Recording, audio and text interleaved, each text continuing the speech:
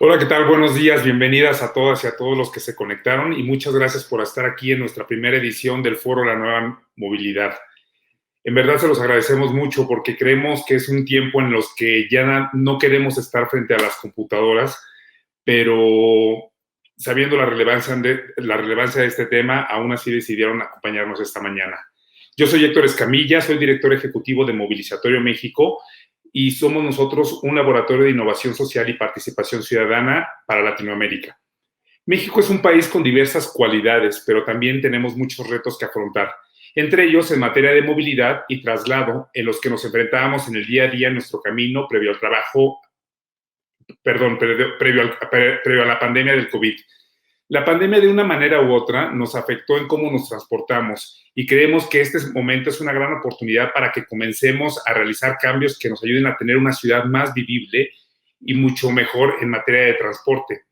Es por esto que nosotros invitamos a varios especialistas, principalmente en movilidad, sustentabilidad y negocios, para que ellos nos compartan de manera breve estrategias para el trabajo a distancia y también nos digan cómo podemos trasladarnos de manera más segura, de manera más sustentable y también más eficiente tanto en tiempos como en costos.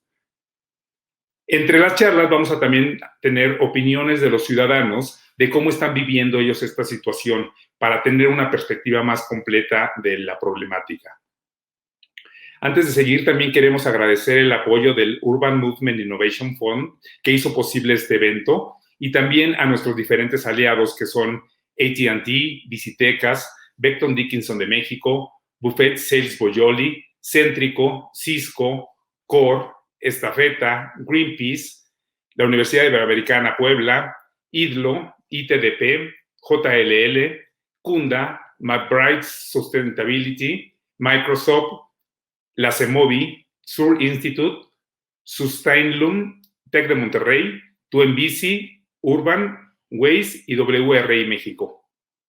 Les recordamos también que en nuestro sitio tenemos un breve cuestionario que les puede ayudar a tener un mejor diagnóstico de cuál es su situación tanto de movilidad como de teletrabajo, en el cual con los resultados de este cuestionario nuestros aliados se han comprometido a darles una retroalimentación de manera gratuita para que ustedes puedan saber en dónde están y hasta dónde tienen que moverse en temas de teletrabajo.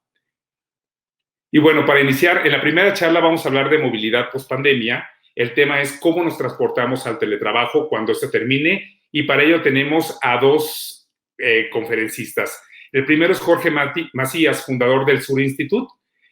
Jorge es maestro en Economía Ambiental y Desarrollo Económico por la Universidad de Oslo. En su experiencia profesional ha trabajado en la Secretaría de Medio Ambiente y Recursos Naturales, en World Resources Institute, y también ha desarrollado proyectos como consultor para bancos de desarrollo y organismos multilaterales. Jorge, no sé si estemos teniendo alguna situación de... no, al parecer, Jorge, estamos en plena pandemia, entonces esto nos está causando, como ya sabemos, y precisamente son de los temas que queremos abordar, muchos conflictos para muchas personas para poderse conectar luego a tiempo. Entonces, le vamos a dar la palabra a Alejandra. Alejandra, gracias por haber estado lista. Alejandra Leal es la coordinadora de Céntrico. Ella es especialista en movilidad activa y seguridad vial, codirectora de Céntrico, que es un grupo especializado en proyectos de movilidad urbana sustentable. Alejandra es economista con maestría en políticas públicas por la Hertie School of Governance en Berlín. Tiene una amplia experiencia asesorando gobiernos locales en México y proponiendo soluciones que aportan a mejorar la movilidad de nuestro país. Gracias, Alejandra. Bienvenida. Buenos días, ¿qué tal? Un gusto acompañarles. Voy a compartir mi pantalla para platicarle un poco de lo que ha pasado en estos temas de movilidad. Un segundo. Ahí está. Y Alejandra nos va a compartir, nos va a hablar de cómo beneficia a nuestras empresas y a nuestros colaboradores. ¿Ahí ven mi presentación? Ahí la tenemos. Ahí ven mi presentación. Muchas gracias, Alejandra. ¿Sí? Alejandra nos va a hacer el favor de compartirnos cómo beneficia a las empresas y a sus colaboradores contar con un plan de movilidad. Claro, pues como saben, la pandemia trajo muchos retos en la forma de vida de todas las personas en el mundo, pero también representa una oportunidad. Vimos diferentes cambios que se dieron en los distintos entornos del país y también vimos esta necesidad de ir retomando poco a poco las actividades, ¿no? Esta urgencia de adaptar las sociedades y las ciudades a reactivar económicamente llevó a que a un grupo de organizaciones de la sociedad civil, en colaboración con distintas dependencias de gobierno, Salud, SEDATU, SCT y Medio Ambiente, así como la Organización Panamericana de la Salud, desarrolláramos un plan de acción de movilidad emergente. El día de hoy les quiero hablar de este plan y también de cómo se vincula con la movilidad institucional y del sector privado, porque están vinculados. Creo que la forma en que las empresas pueden impulsar planes de movilidad también tiene que ver con la forma en que desde las autoridades, desde el gobierno, se están ofreciendo opciones y también se está facilitando, ¿no? Que se genere una nueva forma de trabajar, de trasladarnos o incluso de no trasladarnos, como es el tema del teletrabajo. En este documento lo que nosotros hicimos fue proponer una respuesta integral ante estas necesidades de personas y de mercancías durante esta reactivación escalonada y después pues ayudar a la implementación de protocolos ya para regresar a la movilidad, quizá no como antes y realmente espero que no como antes porque se abrieron muchas oportunidades a través de esto que creo que es importante pues que las conservemos. Este documento lo pueden encontrar en la página de SEDATU, se llama Estrategia Movilidad 4S, saludable, segura, sustentable y solidaria. Tiene 4 ejes y tiene 2 estrategias. Me voy a enfocar en las que tienen que ver con escalonamiento de horarios y teletrabajo, que creo que son las que pueden ser de más interés y de rápida implementación por parte de las empresas. En este documento hicimos 2 tomos pensados en la implementación. Uno que tiene que ver con infraestructura y operación vial, o sea, cómo rediseñar los espacios en las calles. Muchos hemos visto cómo ahora los restaurantes ya sacan sillas afuera a utilizar un cajón de estacionamiento. Hemos visto el potencial que tiene un cajón de estacionamiento en lugar de ocupar solamente el espacio para un vehículo. De repente ya tienes a 6 comensales disfrutando de ese espacio. También está todo el tema de la infraestructura y del rediseño de la calle para incluir ciclovías emergentes, ¿no? Que también vimos que fue una gran medida que invitó a más personas a salir a la calle. También otras estrategias que se hicieron en centros históricos para favorecer la movilidad peatonal. Por otro lado, en el tomo 2 nos enfocamos en el transporte y la gestión de la demanda, que tiene que ver más no solo con el diseño del espacio, sino lo que pasa encima de la calle, ¿no? En ese sentido, son 2 temas que me gustaría hablar con ustedes, el teletrabajo y el escalonamiento de trabajos. Para la elaboración de este tomo, hicimos reuniones también con 30 especialistas de distintos temas, de teletrabajo y escalonamiento de horarios. Nos acompañaron especialistas también en esta identificación de potencial de trabajo, de cómo identificar esos perfiles o esas acciones que se pueden hacer a distancia y cuáles sí requieren seguir trabajando juntos, ¿no? Y bueno, el tema de escalonamiento de horarios, ¿por qué es importante? Esta estrategia lo que busca es diluir la concentración de los viajes en las horas pico, tanto de la mañana y de la tarde. De esta forma, por un lado, mejoran los niveles de servicio, de operación, porque se requiere menos flota. Eso, como saben, también fue un reto importante y lo sigue siendo el tema de contar con suficientes vehículos para satisfacer la demanda de los viajes y la calidad del servicio al reducir la saturación. También al tener menos demanda de esos viajes, hay un impacto positivo en que a lo mejor hay un poco menos de usuarios y eso pues reduce el número, la saturación que a veces se da en el transporte. La misma estrategia, por ejemplo, está vinculada con la creación de infraestructura para la bicicleta, ¿no? Paralela a sistemas masivos de transporte. El objetivo es reducir la demanda de viajes y promover, pues, otras formas de trasladarse. Y en este caso es exclusivamente bajar esos picos. A su derecha pueden ver una comunicación del gobierno de la Ciudad de México, en donde durante esos días lo que promovía era que si podías decidir a qué hora te podías mover, pues optaras por las horas fuera de los picos. Creo que esto por parte de las autoridades es lo que pueden hacer, pero también por parte de las empresas, hacer esos ajustes de los horarios de entrada y de salida para que puedan dejar de coincidir con las horas pico. Vimos que hubo ciudades que también implementaron medidas parecidas. En el estado de Jalisco también se programaron horarios escalonados y se enfocó sobre todo en los sectores, ¿no? Se decidió que el sector industrial de construcción era de 6 a 8, oficinas de gobierno de 8 a 10, comercio general a partir de las 10, centros y corredores comerciales a partir de las 11. Esto se hizo en colaboración con el sector privado. En conversaciones se decidieron cuáles podían ser las mejores horas para todos los sectores. Lo mismo en Yucatán, también se promovieron durante la pandemia, los meses más duros, las nuevas medidas de horarios para mejorar esta movilidad, el transporte y reducir el contagio. También se colaboró con el sector privado pues, para poder hacerlo. Creo que estos ejemplos nos hablan de lo que viene desde el gobierno y cómo también, pues desde el sector privado, esto se puede traducir ya en medidas concretas adaptadas al contexto y necesidades de cada una de las empresas.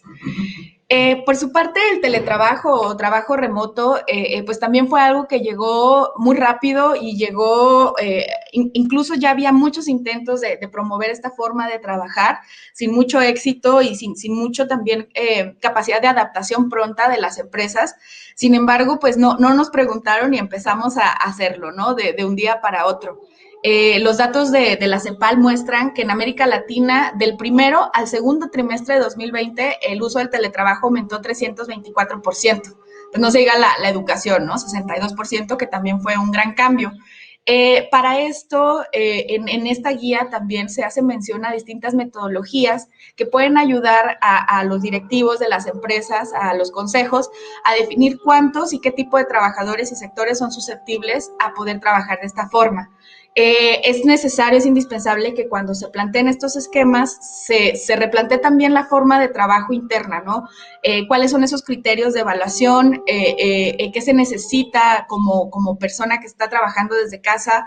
Beneficios adicionales para poder llevar a cabo tu trabajo. ¿Cómo se van a los criterios también para definir horarios? Otro tema que vimos es que también los horarios se desajustaron un poco porque pues estabas en casa y a lo mejor se extendían más de lo que uno quería. Entonces también importante definir cómo sería al menos los horarios de intercambio, ¿no? Con otras personas. El monitoreo y pues también el modelo contractual, ¿no? Ya más basado quizá en objetivos que en horarios específicos de cumplimiento en un espacio. ¿Cuál es la situación en México? Hay un estudio muy bueno de Monroy, Gómez y Franco, en donde menciona que sus estimaciones señalan que entre el 20 y el 23% de los trabajadores ocupados realizan trabajos que pueden ser vía remota.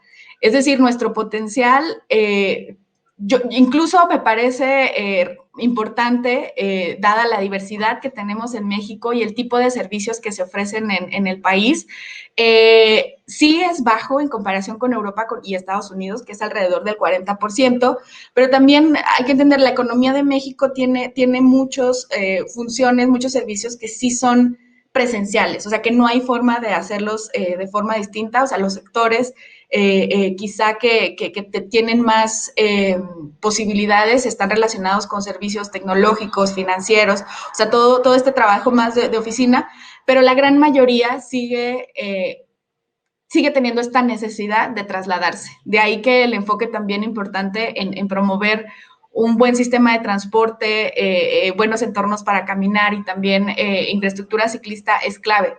Desde el sector privado, creo que el conservar estrategias de teletrabajo, aun cuando ya empecemos a salir cada vez más, va a ser clave para garantizar esta productividad y también para mejorar la calidad de vida de las personas. En la medida en que se tengan que trasladar lo menos posible, pues dedicas menos recursos a moverte, menos tiempo también, y ese tiempo libre pues lo puedes dedicar también para otras actividades.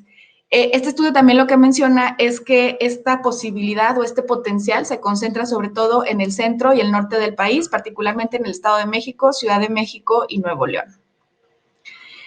Finalmente, les quería comentar que estamos impulsando una ley en donde uno de estos artículos habla justamente de esta movilidad institucional y empresarial.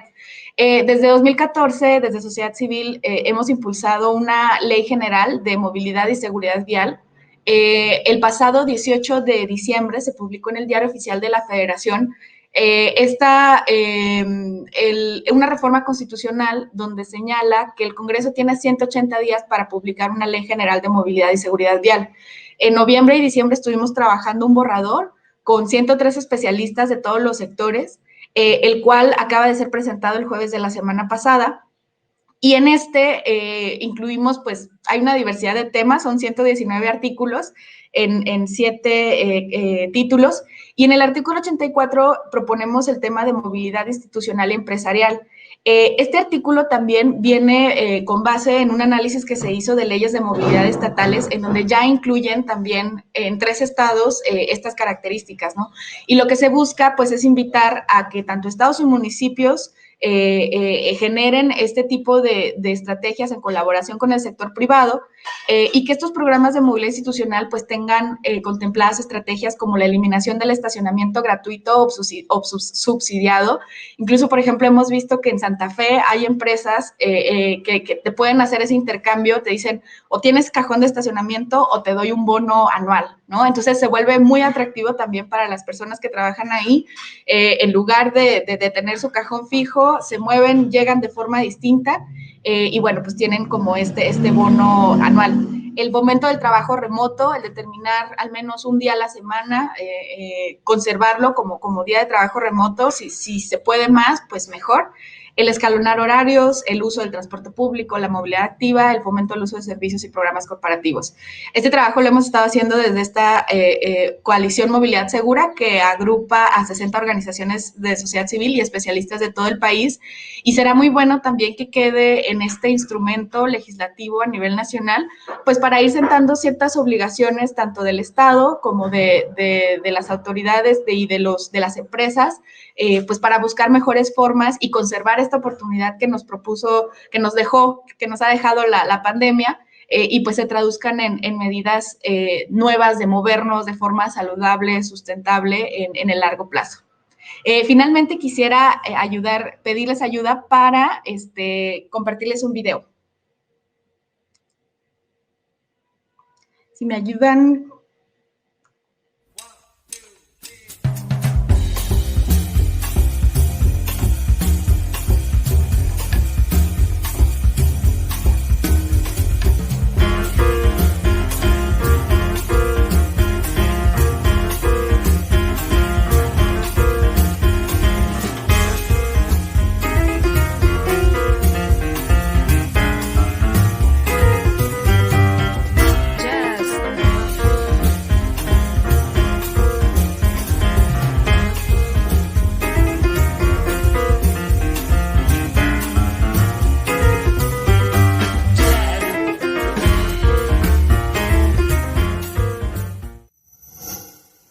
Gobierno de México.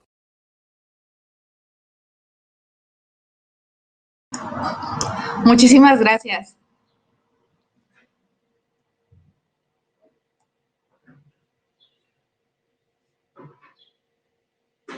No te escuchamos, Héctor.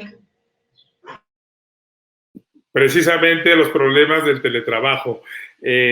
Ale, muchísimas gracias por compartirnos tu experiencia. Y mira, precisamente los motivos que nos llevaron a hacer este foro fue para hacerles a todas aquellas MIPYMES que no tienen la posibilidad de tener pues grandes departamentos de innovación o de tecnología o de recursos humanos, estas prácticas que están llevándose a cabo a través de diferentes consultoras, de diferentes organizaciones. Entonces, ahí me gustaría hacerte la pregunta de, ¿tú cómo crees que estas empresas, que pues son más del 95% de las empresas del país, que no tienen un equipo, ¿cómo crees que estas empresas pueden aterrizar su plan de movilidad?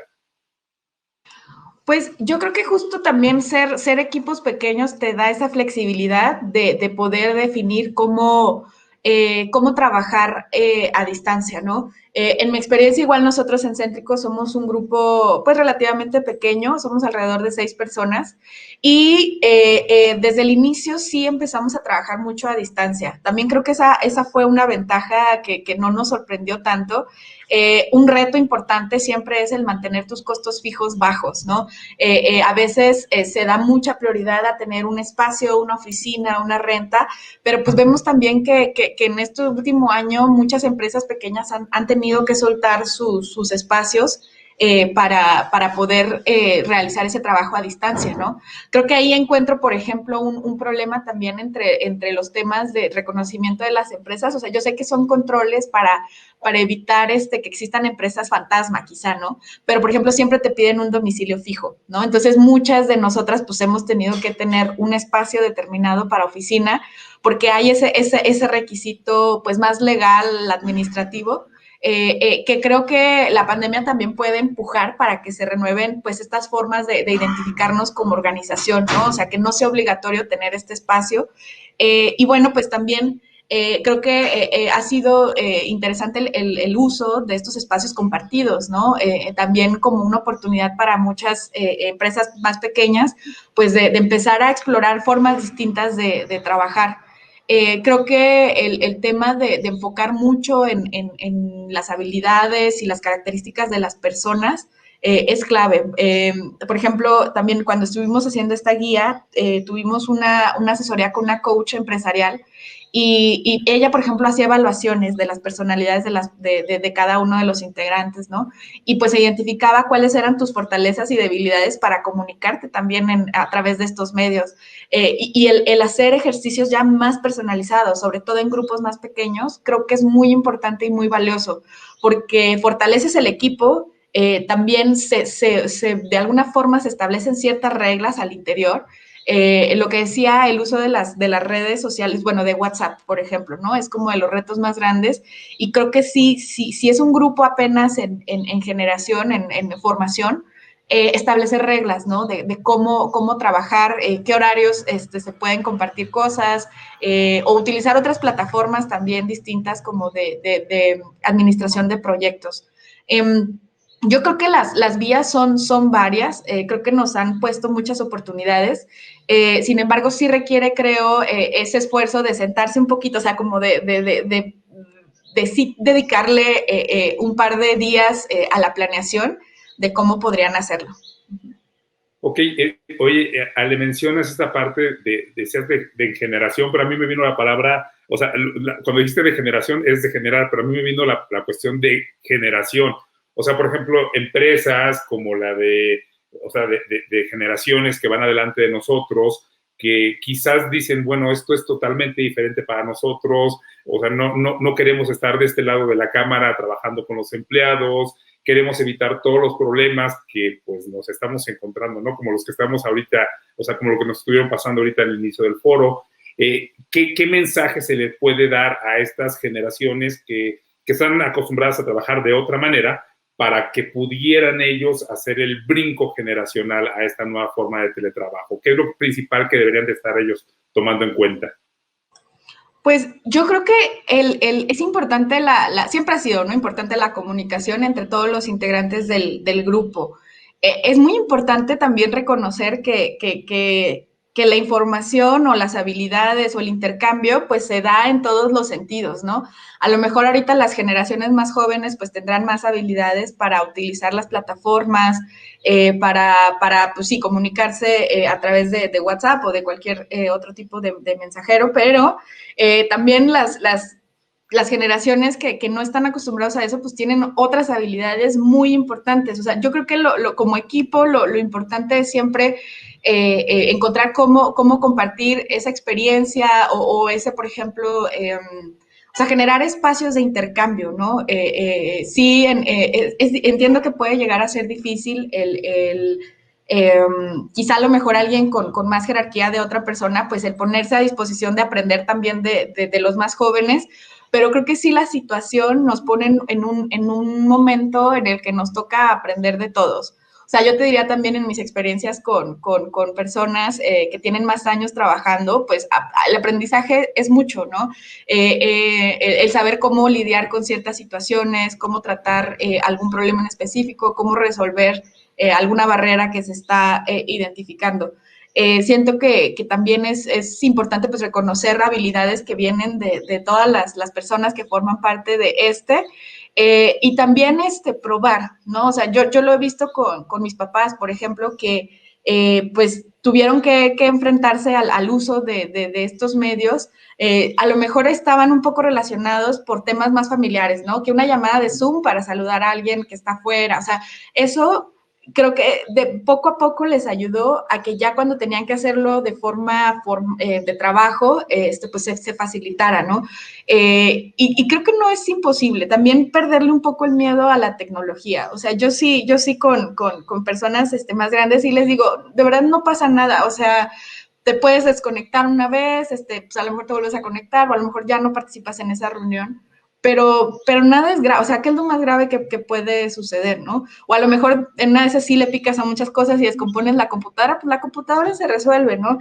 Y sí en mi experiencia, esto es un tema de ensayo, de prueba y error, o sea, hasta que no le picas y entiendes cómo funciona cada una de las herramientas, pues no vas a saber cómo. Y también pues la preparación, ¿no? O sea, sobre todo cuando son plataformas, porque nunca sabes a veces qué plataforma te toca, ¿no? Entonces, pues sí es muy recomendable entrar con anticipación, pues para probar, pedir ayuda con alguien que tengas en casa, oye, vamos a probar con esta, a ver cómo funciona. Y bueno, pues así también te sientes más segura cuando ya es el tema laboral. Ok, sí, sí, no, y de hecho es algo que totalmente lo comprendo. Nosotros en Movilizatorio somos una organización súper joven, que digo, yo creo que el promedio de edad está entre 20 y 30 años, ¿no? Donde ya los que estamos fuera de ahí nos sentimos como que ya estamos los outlayers. Y precisamente, o sea, estamos aprendiendo muchísimo en ambas vías, ¿no? O sea, como estamos nosotros como muy atentos a que ellos nos compartan siempre sus experiencias, cómo están viendo ellos estamos como muy al pendiente de cómo están viendo ellos, cómo estamos trabajando, y también nosotros, los que somos de generaciones anteriores, estamos como también compartiéndoles, ¿no? La importancia a lo mejor de mantener de alguna manera el contacto humano, que es algo súper importante de nuestras generaciones, que a lo mejor las nuevas generaciones no lo están teniendo, y lo hacemos a lo mejor a través de dinámicas, ¿no? De dinámicas a distancia para conocernos un poquito mejor, dejar un poquito al lado el trabajo y saber quién es la persona con la que estás trabajando, qué le gusta, qué le gusta comer, ¿no? O sea, que son normalmente conversaciones que tendríamos en una oficina y que ahora tendríamos que buscar los espacios virtuales para generar esta interacción. Oye, Alejandra, pues muchísimas gracias. Ya tenemos listo a Jorge. Hablando de todos los problemas que estamos teniendo de tecnología, Jorge tuvo algunas dificultades para conectarse. Jorge, te damos la bienvenida. Muchísimas gracias por estar aquí, por estar peleando también contra la tecnología y aprendiendo pues una nueva plataforma quizás que te tocó que te diéramos esta mañana. Ale, pues muchísimas gracias. Igual, Ale, te quedas por aquí para que al rato vamos a concentrar las preguntas de la gente que nos está escuchando y para dirigirte algunas de las preguntas de las inquietudes de la audiencia. Gracias. Sí, claro que sí, con gusto. Jorge, bienvenido. ¿Sí nos escuchas? Escucho. ¿Tú me alcanzas a escuchar?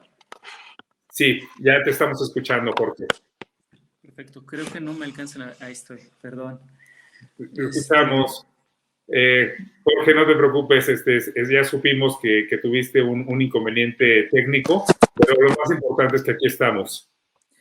Sí, ¿tú crees? Jorge, te presenté con bombo y platillo, te presento nuevamente. Jorge es fundador de Sur Institute, es maestro en Economía Ambiental y Desarrollo Económico por la Universidad de Oslo. En su experiencia profesional, Jorge ha trabajado en la Secretaría de Medio Ambiente y de Recursos Naturales, también ha trabajado en World Resources Institute y ha desarrollado proyectos como consultor para bancos de desarrollo y organismos multilaterales. Jorge, a nosotros nos gustaría que nos hablaras de por qué debemos de plantearnos una manera diferente de transportarnos al trabajo y principalmente en este contexto que estamos viviendo ahorita.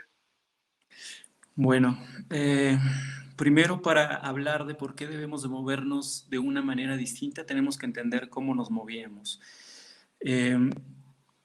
Nos movíamos a través de una oferta de movilidad que en primer lugar es cara y de mala calidad. ¿Y a qué me refiero con cara? O sea, cara sí tiene que ver con lo que pagamos en nuestro bolsillo. Cuando nos movemos a través de un medio privado, gastamos alrededor de 45,000 pesos promedio para un automóvil nuevo de gasolina al año. Eso sin considerar pues estacionamiento, el seguro, la depreciación del vehículo, en fin, que contando todo lo que pagamos de seguro, verificación, etcétera, incluyendo las pequeñas cositas que día a día pagamos, este monto de 45,000 pesos se puede duplicar o triplicar. Eso es demasiado caro. Eso cuando lo hacemos como un individuo con un automóvil. Pero también se vuelve caro cuando lo hacemos de manera colectiva a través del sistema de transporte público que tenemos. Y tal vez uno piensa y dice, no, pues es que nos cuesta 5 pesos el viaje. En algunos casos, inclusive a través de RTP, nos cuesta 2 pesos el viaje. Eso no puede ser caro, Jorge. ¿Qué estás diciendo, no? Sin embargo, cuando entendemos los costos más allá de lo que pagamos, se vuelve muy caro, porque lo estamos pagando, primero, los choferes para poder ofrecer ese servicio de 5 pesos sacrifican el mantenimiento de sus unidades y sacrifican digamos que inclusive su seguridad y la de sus pasajeros.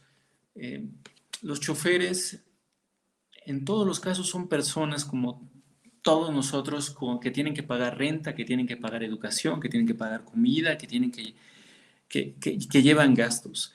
Y la forma en la que estamos organizando los incentivos de nuestro transporte público hacen que ellos compitan entre sí mismos y que por lo tanto para poder llevar un 20% más de dinero a tu casa, que además pues, no tienes ninguna prestación, pues tengas que meterle más velocidad, lo cual hace que sacrifiquemos un montón de cosas. Esta forma de transportarnos, que primero, como decía, es cara y de mala calidad, en segundo momento, es inseguro y desigual, porque, pues bueno, como decíamos, hay temas de seguridad vial. Estamos discutiendo alrededor de 22,000 personas que mueren por incidentes viales cada año, más de 20,000 personas año con año en promedio. Eso es muchísimo. Son personas con un promedio de alrededor de 30 años de edad. Se vive pues de manera desigual la forma en la que se gestiona el tiempo. El promedio de traslado, de velocidad de traslado en la Ciudad de México es de alrededor de 12 kilómetros por hora. Vamos, eso es, cuando lo pasamos a tiempo, es el tiempo que pasamos en tráfico es 2 horas y media, por ahí de la mitad, digo, el 10% de tu día. Si lo trasladamos a lo largo de toda tu esperanza de vida, estamos hablando de 7 años completitos en tráfico. Y eso, bueno, pues lo estamos pues considerando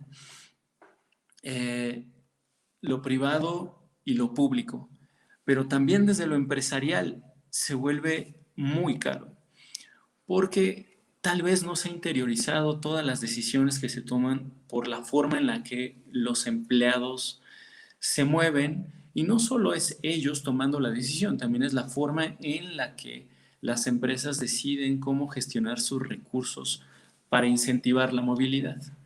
Un cajón de estacionamiento, por lo menos de lo que yo recuerdo que se estudió hace unos cuantos años, cuesta alrededor de entre 1,500 y 2,000 pesos por espacio de estacionamiento en el área de Santa Fe, mes con mes.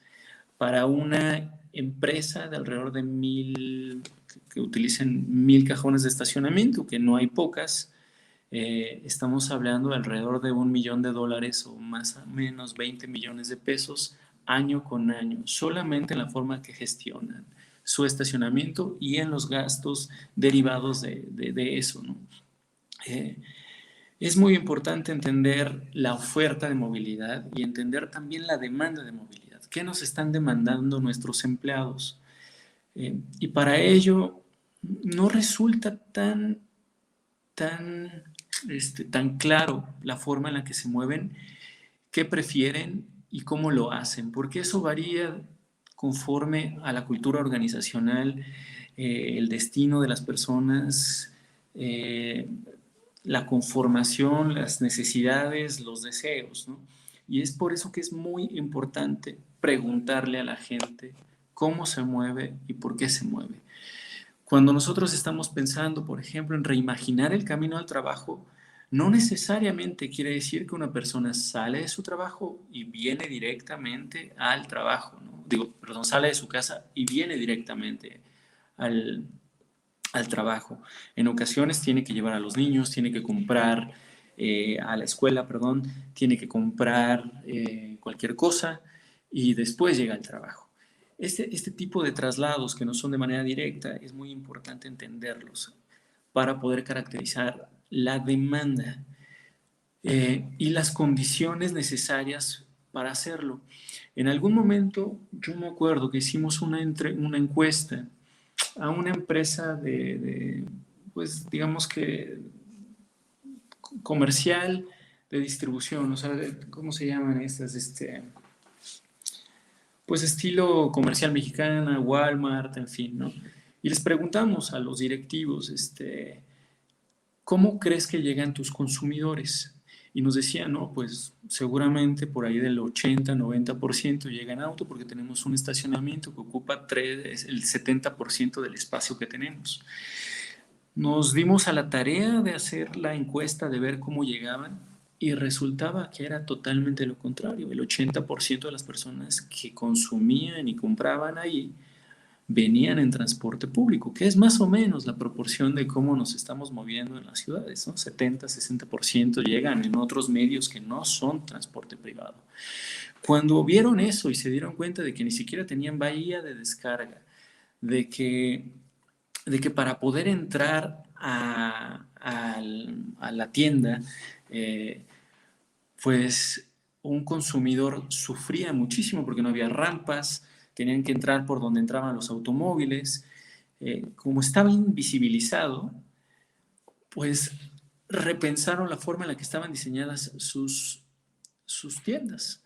Y entonces se tiene que pensar la forma en la que se mueven tanto tus empleados como tus clientes, porque normalmente nosotros asumimos que todos tienen las mismas posibilidades, como decía Alejandra, y la realidad es que alrededor del 30% de la obra, la mano de obra de los empleados del sector productivo del país son los que pudieron moverse a otros medios de transporte o a otros medios de trabajo, ¿no? Que no sean solamente llegar en un automóvil a tu trabajo. Nosotros identificamos algunas prácticas muy interesantes. Por ejemplo, Microsoft en Estados Unidos logró bajar de un 74% de viajes en ocupación individual, es decir, en automóvil, a un 50%, y fueron reduciéndolo poco a poco. Y ahora, por ejemplo, es muy extraño, pero les pagan por quedarse en casa, ¿no? Otro lugar en donde pues trabajan algunos de los consultores con los cuales hemos estado colaborando, con los que colaboramos, fue el Hospital Infantil de Seattle. En algún momento se plantearon la necesidad de duplicar el número de camas para atención pues del hospital, y por lo tanto entendían que tenían que duplicar el número de cajones de estacionamiento. Esta decisión implicaba por ahí de una inversión de alrededor de $25 millones. Entonces lo que hicieron fue cambiar completamente la forma en la que pensaron y decidieron, en lugar de invertir en cajones de estacionamiento, sobornar a sus doctores y a sus empleados y darles dinero para que llegaran en otros medios. Con eso, raramente los empleados obtuvieron más recursos y el Hospital Infantil de Seattle se ahorró alrededor de $20 millones. Bueno, esa es la oferta que tenemos y son las implicaciones. Pero en la pandemia no es que se hayan modificado las prioridades de las personas, no, las prioridades se mantuvieron, es decir, de todas maneras, o sea, la calidad, cuando hablamos de una nueva normalidad, me temo que va a ser la vieja normalidad, que es esto que les decía, una oferta de baja calidad, cara, una oferta insegura, desigual, una oferta insalubre y una oferta contaminante. Y lo único que está ocurriendo ahora es que estamos satanizando la movilidad colectiva a través del pensar en sana distancia. Lo que ocurre es que en la escala de prioridades, antes, en el número 1, teníamos tiempo de traslado. Llegar del punto A al punto B en el menor tiempo posible para poder estar con tu familia. Ahora, esas prioridades se modificaron y encontramos que en primer lugar está llegar de manera segura y llegar de manera cómoda, es decir, con espacio con la persona que tienes enfrente. Esto hace que las formas colectivas de transporte público, si seguimos haciéndolas de la misma manera en la que los diseñamos nuestros sistemas anteriormente, se encuentran en un gravísimo problema, porque diseñamos nuestros problemas para que sean autofinanciables, que como les dije en un inicio, no lo son, se financian con el recurso que debería de ser destinado al mantenimiento, con el recurso que debería de ser destinado para que las rutas se manejen con una velocidad adecuada, se financian con la seguridad de los pasajeros, se financian con la salud pública a través de unidades más contaminantes.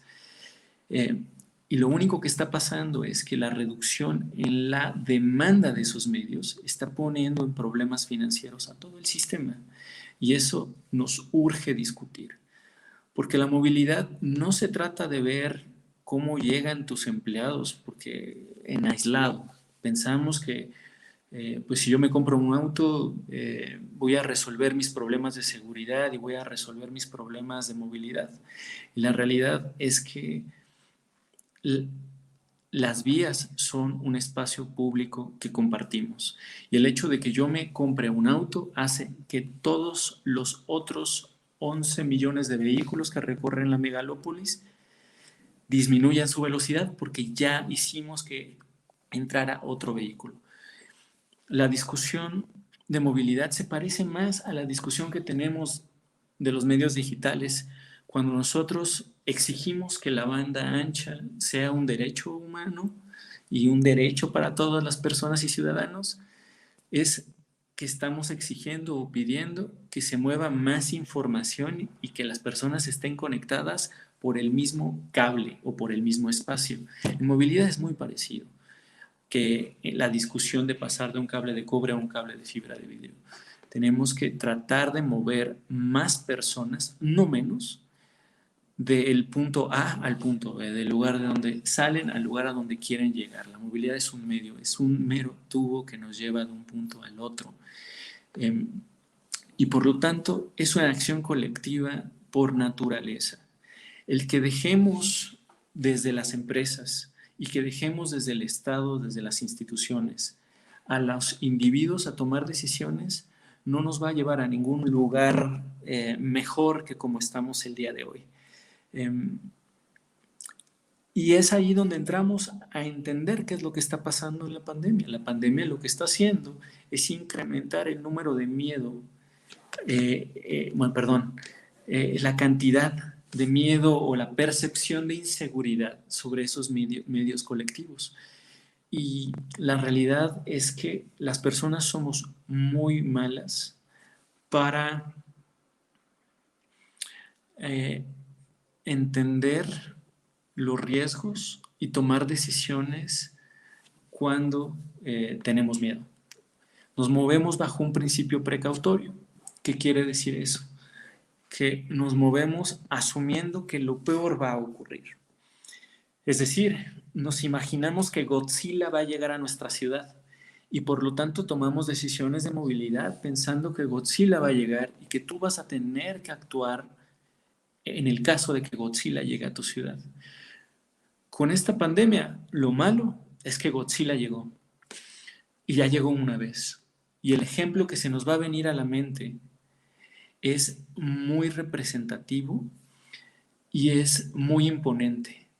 Si no actuamos desde lo colectivo, que es desde la empresa y desde el gobierno, desde las instituciones, para ofrecer una percepción de seguridad, calma y salubridad en la forma en la que nos movemos, lo único que está ocurriendo ya es que la gente va a pasar del transporte público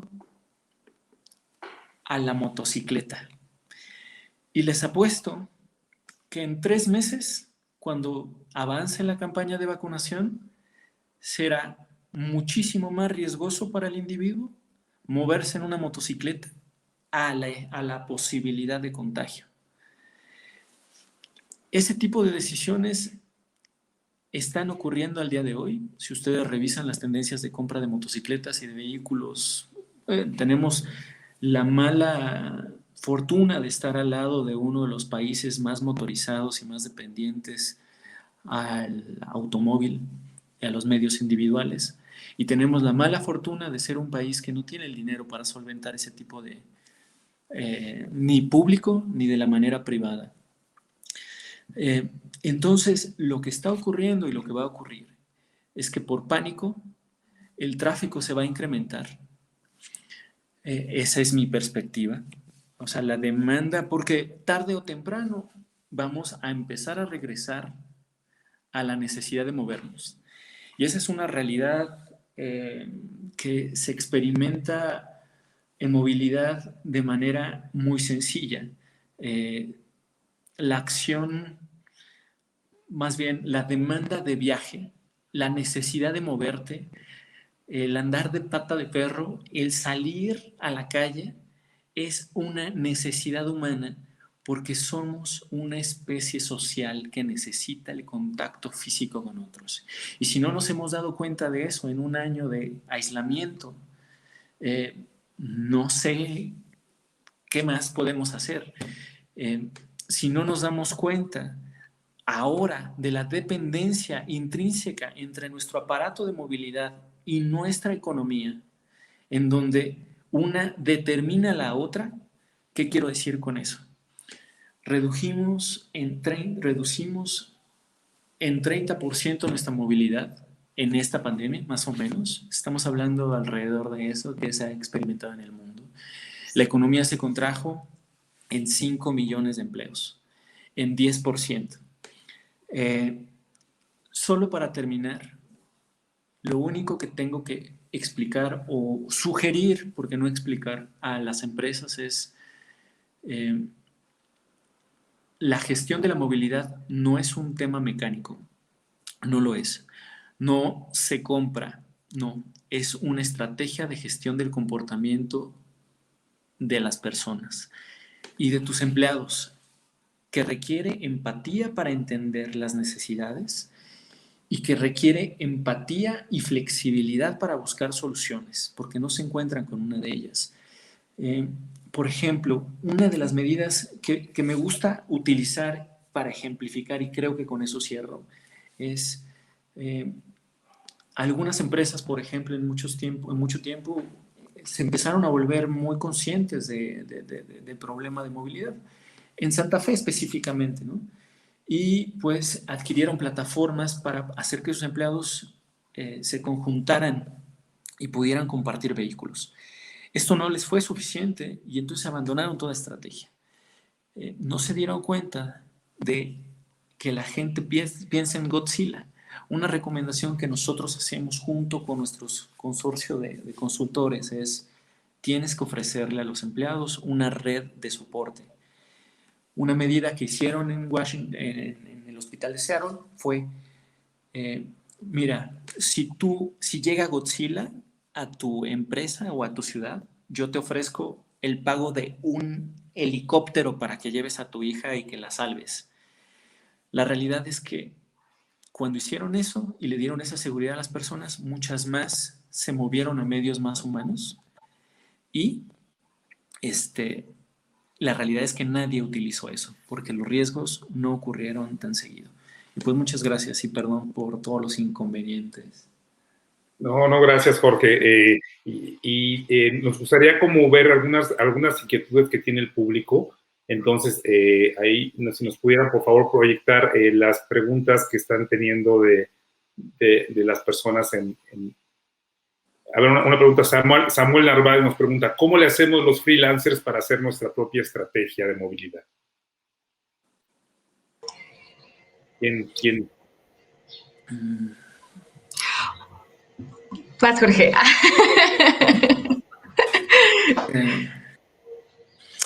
Pues mira, es muy difícil, como yo decía, o sea, pensar desde lo individual una acción colectiva de cómo gestionarnos es muy complicado. De hecho, una de las estrategias más importantes es generar economías de aglomeración, inclusive para las empresas.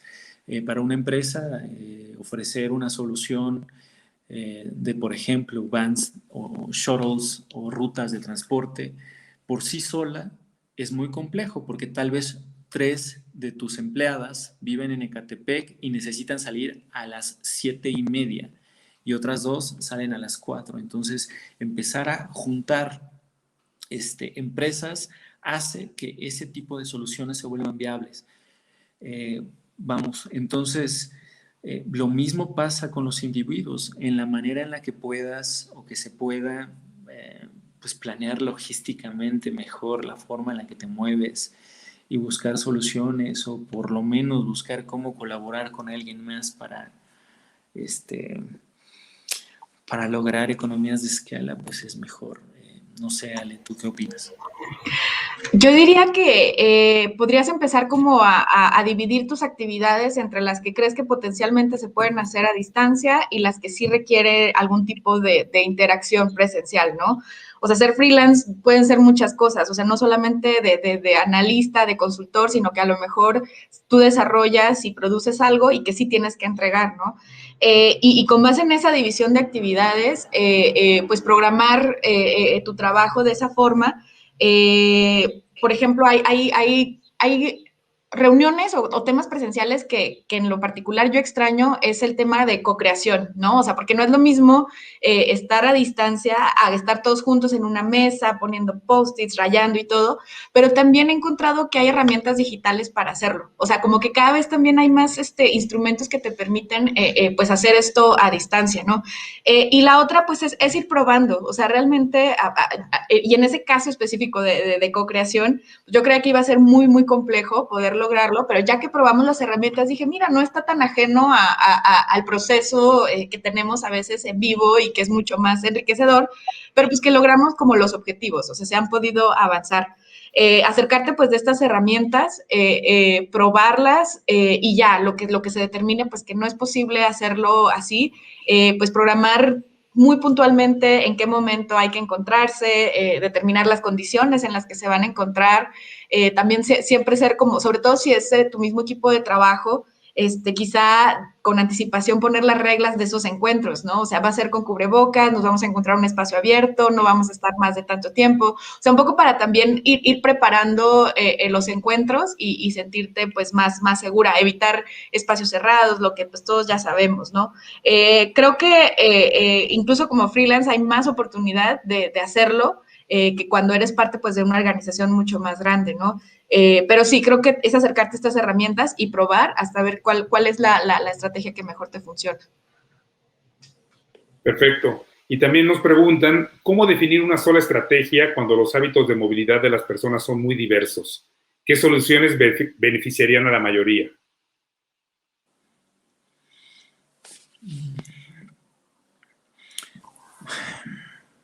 Los hábitos de movilidad son tan diversos como individuos existen, porque las necesidades son individuales. La estrategia es, como decía yo un poco, es primero entender cuáles son esas necesidades. Segundo, reconocer, o sea, estoy hablando ya como empresa, reconocer la responsabilidad que tú tienes, porque cuando se hace una encuesta en diversas empresas, te encuentras que algunas, el 20% de los empleados se mueven, o las empleadas se mueven en vehículo privado, y en otras el 70%. Entonces, en el mismo espacio y con personas bajo el mismo estrato socioeconómico. Eso quiere decir que la forma en la que las empresas gestionan sus recursos determinan los hábitos de movilidad de las personas y los moldean. Hay empresas que dan vales de gasolina, hay empresas que ofrecen estacionamiento gratuito para aquellas personas que tienen vehículo, hay empresas inclusive que a las personas que traen auto no las revisan, y a las personas que entran caminando los tratan como delincuentes. Ese tipo de acciones se tienen que mapear porque determinan decisiones y moldean hábitos y aspiraciones de sus empleados. Por eso es muy importante entender esta diversidad de necesidades y empezar a identificar las pequeñas acciones en el corto plazo que pueden ir cambiando los hábitos de movilidad.